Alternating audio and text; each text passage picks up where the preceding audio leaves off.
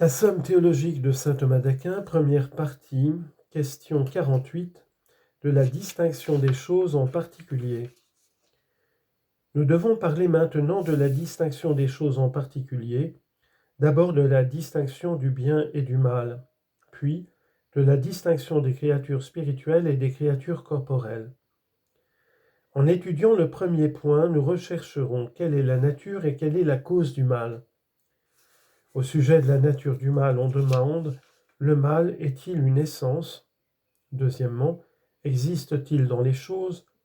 Troisièmement, existe-t-il dans le bien comme dans son sujet?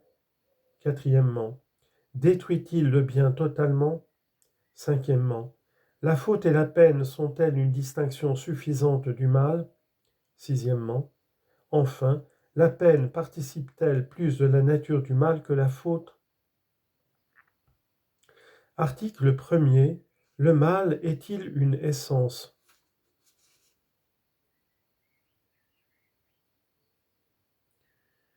En latin, utrum malum sit natura quaedam. Est-ce que le mal est une nature quelconque? Saint Denis dit, dans son traité des noms divins, 4.4, le mal n'est ni existant ni bon.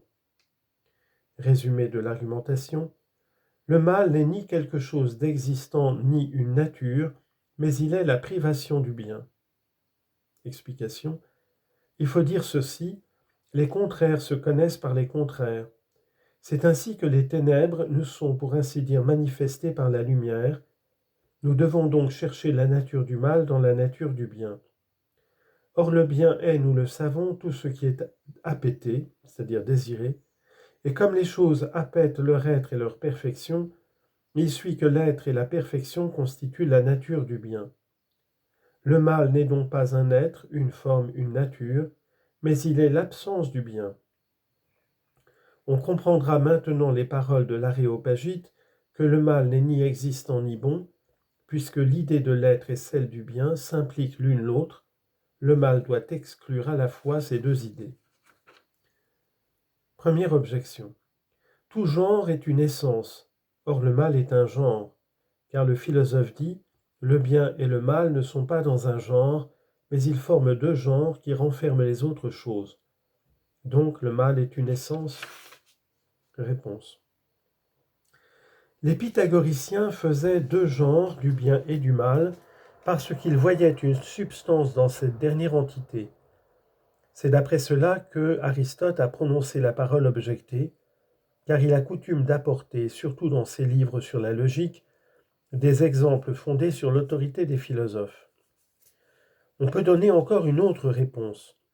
Le chef des péripatéticiens dit dans la métaphysique que la première contrariété est celle de la possession et de la privation, car elle se retrouve dans tous les cas, puisque de deux contraires, l'un est toujours imparfait à l'égard de l'autre, comme le blanc à l'égard du noir et la mer à l'égard du doux. Sous ce rapport, le bien et le mal forment deux genres, non point absolus, mais relatifs au contraire. Car de même que toute forme renferme l'idée du bien, ainsi toute privation implique comme telle l'idée de mal. Deuxième objection. Toute différence constituant une espèce forme une essence.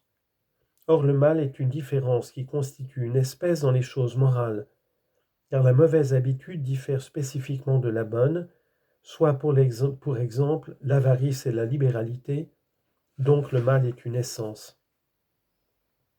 Réponse. Le bien et le mal ne sont des différences constitutives que dans les choses morales. Ces choses se spécifient par la fin, objet de la volonté, d'où dépend la moralité ou l'immoralité des actes humains. Et comme le bien implique l'idée de fin, le bien et le mal constituent des différences spécifiques en morale. Le bien par lui-même, le mal accessoirement en écartant la fin légitime.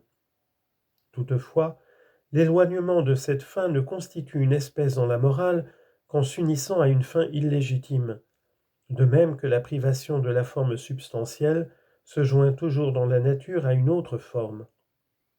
En conséquence, le mal, qui forme une différence constitutive dans la morale, est un certain bien joint à la privation d'un autre bien.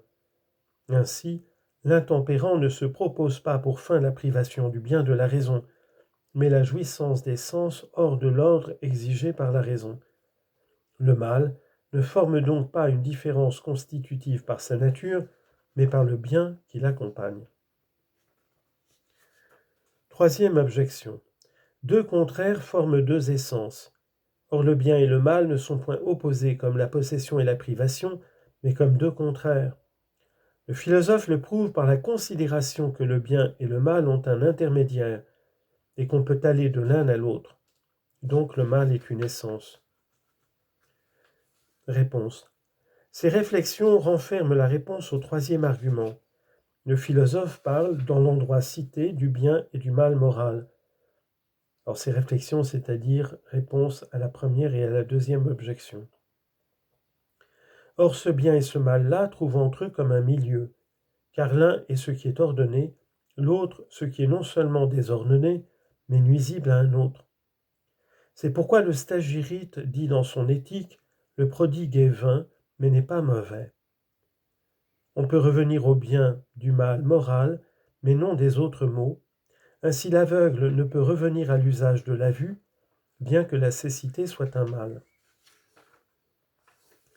Quatrième objection. Ce qui n'est pas une essence ne peut agir.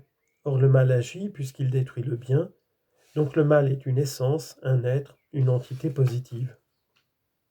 Réponse. On peut agir de trois manières. D'abord formellement, comme la blancheur rend un objet blanc. Ainsi le mal corrompt le bien par son caractère privatif, car il en est lui-même la privation et la corruption. Ensuite, on agit effectivement, comme le peintre qui blanchit la muraille, puis par l'énergie de la cause finale, en déterminant à l'action. Or le mal n'agit point de ces deux manières par sa nature, comme privation, mais en vertu du bien qu'il renferme, car tout acte effectif procède d'une forme, et tout ce qu'on désire comme fin est une perfection. C'est ce qui fait dire à l'Aréopagite, le mal n'agit ni ne fait agir que par le bien qui l'accompagne, il ne renferme en lui-même rien qui appelle les désirs de la volonté. Cinquième objection. Dieu ne peut concourir à la perfection de l'univers, rien ne peut concourir à la perfection de l'univers que ce qui est être ou essence. Or le mal concourt à la perfection de l'univers, car saint Augustin dit « Il résulte de toutes les choses une admirable beauté de l'univers, où le mal bien ordonné mis à sa place fait ressortir le bien dans une plus vive lumière.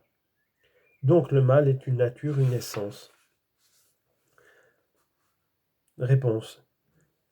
Alors la conclusion, je reviens, la conclusion donc le mal est une nature, est une essence, ne fait pas partie de la citation de saint Augustin qui s'arrête juste avant. Réponse. Déjà, nous l'avons remarqué, les diverses parties du monde sont coordonnées de telle sorte qu'elles se servent d'exemplaires, de fins, de supports et de contrepoids. Or le mal ne peut remplir aucune de ces fonctions par lui-même. Il n'entre donc dans l'ordre de l'univers, il ne concourt à sa perfection que d'une manière accidentelle, en vertu du bien qui l'accompagne.